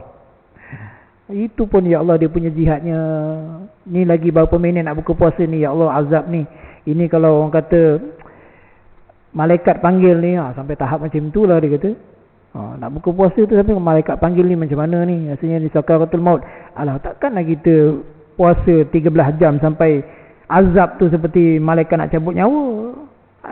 Anak-anak kita tu yang puasa tu okey je kan. Tapi sebab kita punya kesungguhan jihad itu kadang-kadang lemah daripada segi penghayatan kita terhadap ibadah. Kemudian di samping kita mendapat kesihatan badan, kemudian kita dapat lagi tadi daripada segi khusyuk amalan kita, dan juga melahirkan keinginan di jiwa untuk banyak melakukan ibadah dan melakukan pelbagai amal kebaikan. Sebab tu bila bulan Ramadan tuan-tuan, dia punya kehebatan amalan ni, orang sedekah hebat. Bila bulan Ramadan ni ramai orang nak sedekah. Sebab apa? Dia punya kehebatan amalan tu, sebab penghayatan daripada segi ibadah. Okey, siapa nak sedekah ataupun siapa nak bagi infak, nanti kita nak berbuka puasa di masjid. Masing-masing kata semangatlah. Kita bagi untuk tajil 1000 orang, kita bayar sebagainya. Sebab apa? Dia punya kekuatan jihad itu bila bulan Ramadan ini ibadahnya luar biasa. Jadi bila kita dalam kehidupan kita sekarang ni pun, kalau kita buat satu ibadah itu kena ada jihad yang luar biasa. Sedekah RM10, RM1, RM10, RM1. Mana nak bagi letak dalam tabung? Itu pun bergaduh. Bukan bergaduh dengan orang lain, bergaduh dengan diri sendiri. Dalam poket ada RM11, RM10, RM1, RM10, RM1. Lama-lama RM10 medang, RM1 masuk tabung. Itu pun kita terpaksa bergaduh dengan nafsu kita. Benda yang paling dekat dengan kita. Bila kita sedekah itu, kita kena yakin, walaupun kita sedekah itu benda yang besar, benda yang banyak, RM10 tu sebenarnya bukan banyak pun. Bukannya orang kata nilai yang besar pun. Cuba tuan-tuan perempuan bawa RM10 tu pergi mall, dekat Ion Mall nilai tu. Dapat apa RM10? Tak dapat apa. Tak dapat apa. Bawa RM50 pun kita rasa, satu troli tu pun, suku pun tak sampai. RM50. Tapi bila kita nak masuk dalam tabung tu bergaduh. Bergaduh dengan jiwa kita, bergaduh dengan nafsu kita. Cuba kita anggap macam kita boleh shopping dekat mall itu, macam tu lah kita boleh bagi RM50 untuk masjid dan surau, sebab nilaian dia tu bukan nilaian yang sedikit, tapi nilaian di sisi Allah tu Allah gandakan. Gandakan. Allah sebut dalam ayat-ayat Allah, di antaranya dalam surah Al-Baqarah disebut siapa yang bersedekah pada jalan Allah, mengeluarkan infak pada jalan Allah, satu benda yang kita keluarkan dinilaikan sehingga 700 kali lebih.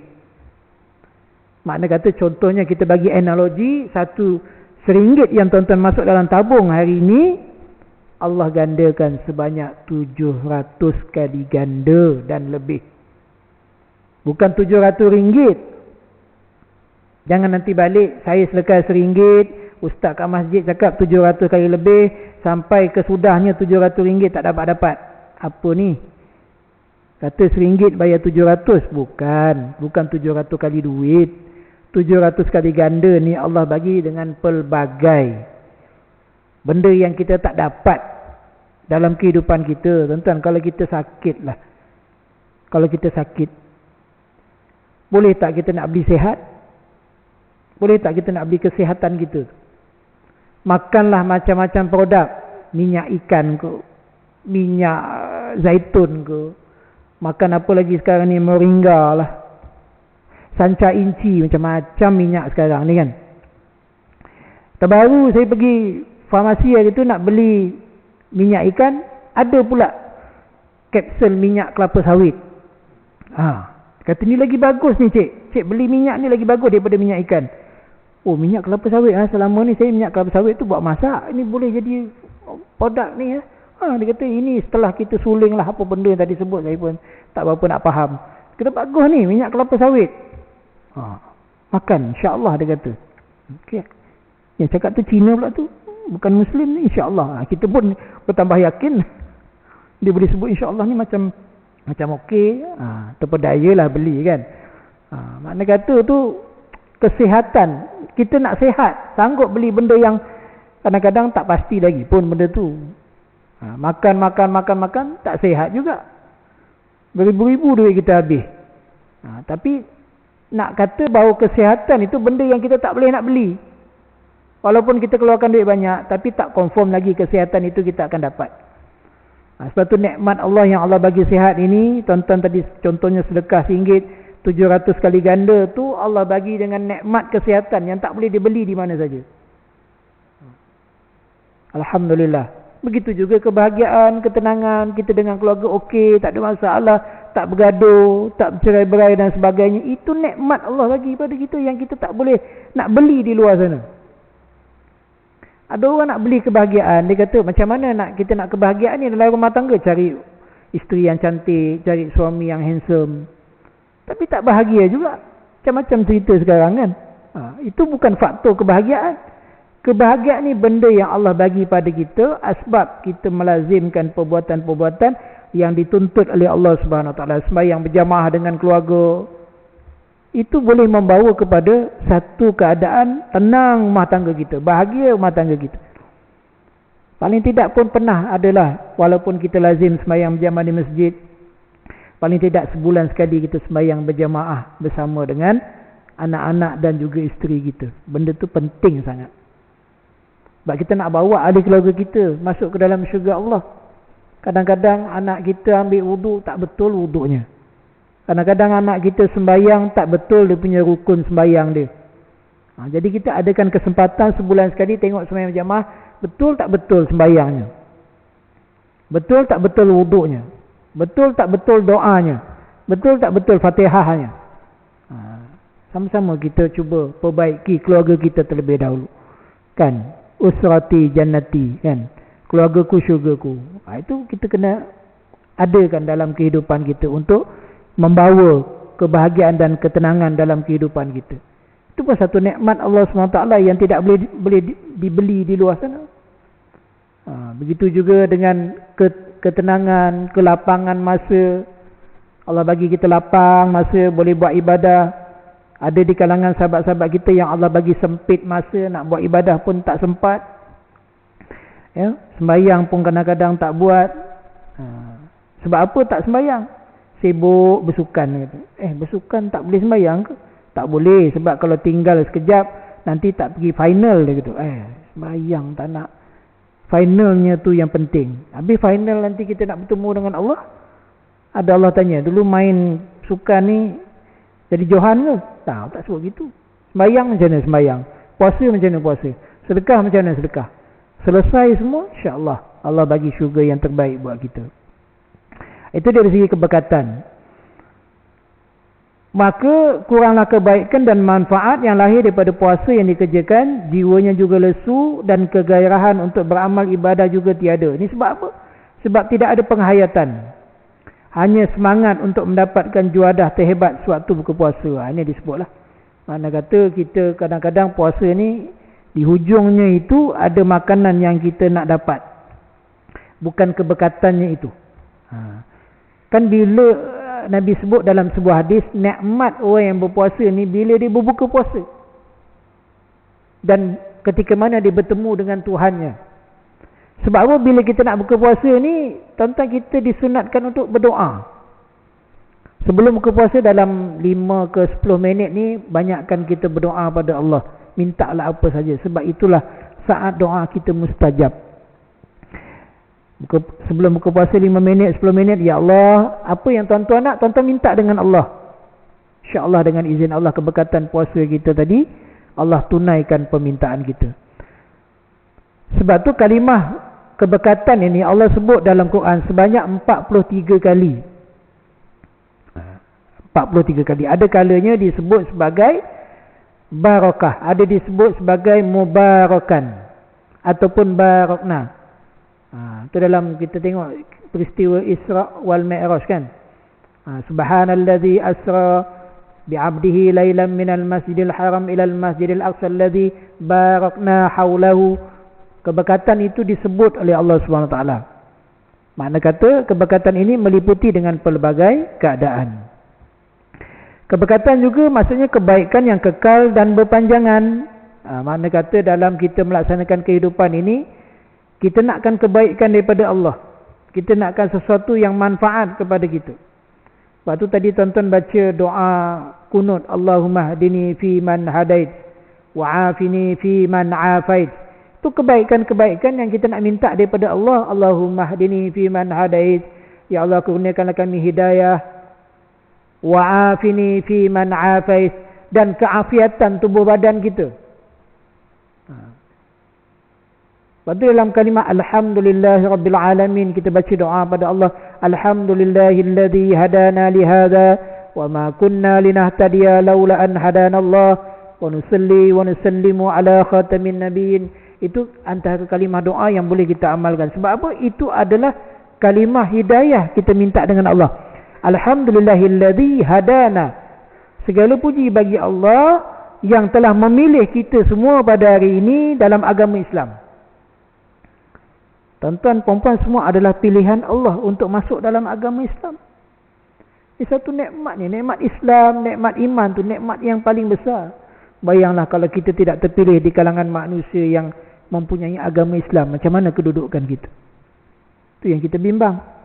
Tapi sebab Allah dah bagi kita nikmat Islam, banyakkan kita memuji Allah. Alhamdulillahilladzi hadana lihada wa ma kunna linahtadiya laula an hadana Allah. Dan tidaklah kami mendapat hidayah daripada Allah, melainkan Allah yang bagi hidayah kepada kami. Itu satu nikmat yang begitu hebat. Lepas tu minta Allahumma hadini fi man hadait. Ya Allah, terima kasih ya Allah, kau bagi aku hidayah.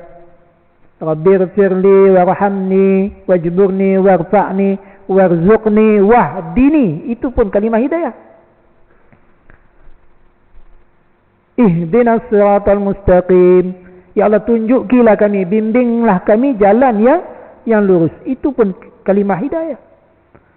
Ya Allah, Allah sebenarnya ni sayang pada kita. Sebab tu Allah nak kita ni dapat petunjuk. Lepas tu minta banyak-banyak dengan Allah. Ya Allah, bagi aku petunjuk. Sebab apa? Allah nak kita jadi baik. Allah nak kita jadi orang yang soleh. Allah nak jadi kita orang yang beriman. Sebab tu Allah minta kepada kita supaya jangan lupa kalimah hidayah dalam solat.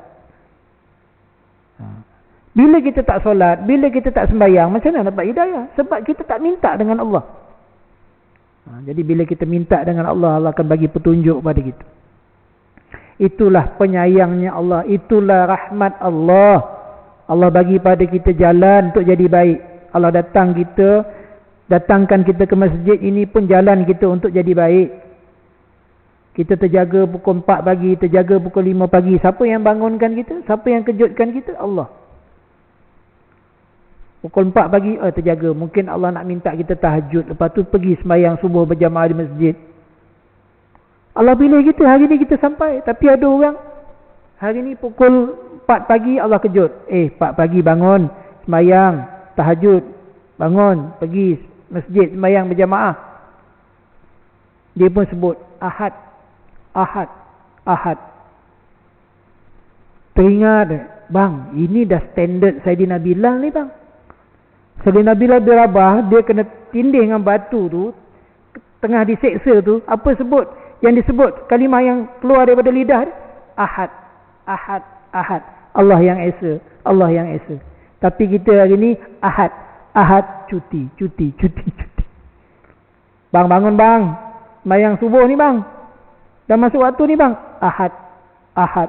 Ahad. Allah. Hebat. Macam Saidina Bilal bunyinya itu. Tapi bang, dah pukul 8 bang. Ahad. Ahad mana bang? Ahad ni esakan Allah. Tapi tak sembahyang subuh lagi. Kan abang dah cakap tadi, Ahad, cuti lah. Alang-alang cuti. Apalah salahnya sesekali tinggal sembahyang? Astaghfirullahalazim. Ahad tu dah bagus dah, tapi ahad tu ahad cuti, bukan ahad mengesakan Allah. Itulah beza kita dengan sahabat Nabi. Jadi tuan-tuan dipilih oleh Allah ini, dapat berjihad, datang masjid, buat ibadah, dapat lagi dengar kuliah. Ya Allah, banyak pahala tuan-tuan dapat bagi. Bukan saja dapat pengampunan Allah, dapat rahmat Allah, dapat keberkatan Allah, dapat syafaat baginda Nabi Muhammad sallallahu alaihi wasallam. Nama tuan-tuan disebut di langit.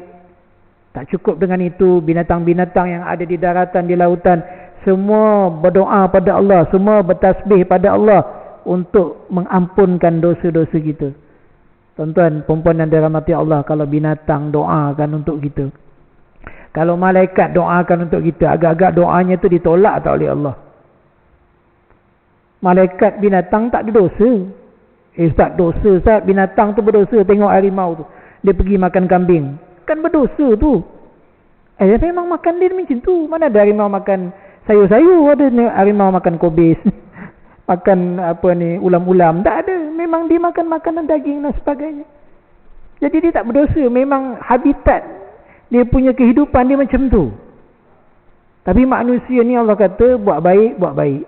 Tapi ada juga yang buat jahat, ada juga yang buat maksiat. Itu maksudnya kita ni sebagai manusia ni ada hukuman-hukuman yang tertentu untuk menjadikan kita baik. Sebenarnya Allah dah bagi tahu. Sebab kalau Allah tak sayang pada kita, Allah tak bagi janji-janji syurga. Allah tak cerita kebaikan-kebaikan, gandaan-gandaan pahala. Sebab Allah nak kita jadi baik. Hidup kita ni, kita yang kena buat pilihan. Sama ada kita nak jadi baik ataupun kita jadi sebaliknya. Jangan kita salahkan, dah ketetapan kehidupan saya macam ini, nak jadi jahat, nak buat macam mana? Itu pilihan kita, bukan pilihan Allah. Sebab tu kita yang kena pilih kehidupan kita. Nak jadi baik, jadi baik. Nak jadi jahat, terpulang. Allah dah sebut, kalau kau buat jahat, kalau kau berzina, kalau kau buat dosa besar, maka hukumannya sekian, sekian, sekian, sekian. Bila buat baik, sekian, sekian, sekian. Macam gitulah. Kita, kehidupan kita ni, contohnya kita, Allah bagi pilihan pada kita. Hari ni kita nak makan apa? Nak makan benda yang halal ke nak makan benda yang tak halal? Itu pilihan kita. Kalau Ustaz, dah ketentuan kehidupan saya makan benda tak halal, nak buat macam mana? Dah. Kenapa pula cakap macam tu? Kan kita ada pilihan. Habis hari ni saya nak makan makanan yang halal, contoh nak makan nasi lemak. Tiba-tiba entah macam mana hari ni ada orang ajak saya pergi makan bakuteh. Saya pun ikutlah. Sebab apa ikut? Dah ketentuan. Apa pula dah ketentuan? Kita tahu benda tu tak halal, benda tu tak baik. So kita elakkanlah. Pilih makanan yang baik. Macam kita berkahwin. Allah bagi tahu pada kita berkahwin tu benda yang halal, benda yang baik. Dan kenapa kita nak pergi buat zina? Benda yang tak baik, benda yang Allah tegah. Itu pilihan kita. Allah dah bagi panduan, maka kita buatlah pilihan yang terbaik untuk kehidupan kita. Nak masuk syurga Allah, ikut aturan Allah. Nak masuk ke dalam neraka Allah, ikutlah benda-benda yang diajak oleh syaitan, laknatullah. Wa iyyazubillah min zalik. Itulah kita sama-sama cuba mempertingkatkan keimanan kita dan ibadah kita untuk mendapat keberkatan dan rahmat daripada Allah Subhanahu wa taala. Mudah-mudahan tuan-tuan yang dirahmati Allah, ya.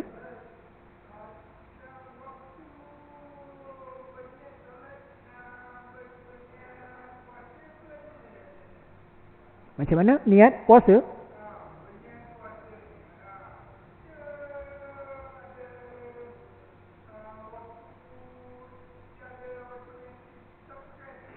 Oh, niat puasa. Baik, kalau niat puasa, tengok, kalau puasa wajib dia ada waktu yang ditetapkan. Kalau puasa sunat pun ada, tapi puasa sunat ni dia lebih ringan sikit. Kalau puasa wajib, contohnya puasa Ramadan ataupun puasa ganti ataupun puasa nazar, maka wajib kita niat itu sebelum waktu subuh. Dan yang paling afdal itu pada waktu malam lah. Kita niat itu puasa wajib, puasa ganti, puasa nazar.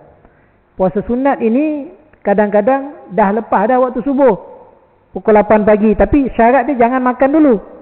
Kalau dah pergi ngeteh, makan roti canai, lepas tu niat puasa lah Ustaz, tak boleh. Dia mesti syarat dia jangan makan. Tak makan apa-apa langsung. Terbangun, lupa pula nak niat puasa sunat Isnin Khamis ni. Tiba-tiba pukul 8 pagi tu rasanya nak puasa sunat lah, boleh, tak ada masalah.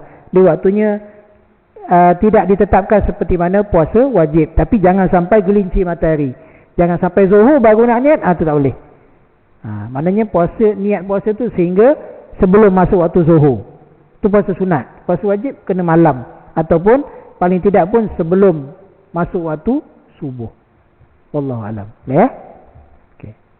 Jadi wallahu alam, yang baik itu datang daripada Allah, yang lemah itu atas kelemahan daripada saya. Mudah-mudahan dapat diperbaiki, dan kita tutup kuliah kita pada pagi ini dengan tasbih kafarah dan surah Al-Asr. Subhanakallah wa bihamdika asyhadu an la ilaha illa anta wa astaghfiruka wa atubu ilaih. A'udzubillahi samil alim wal 'asr.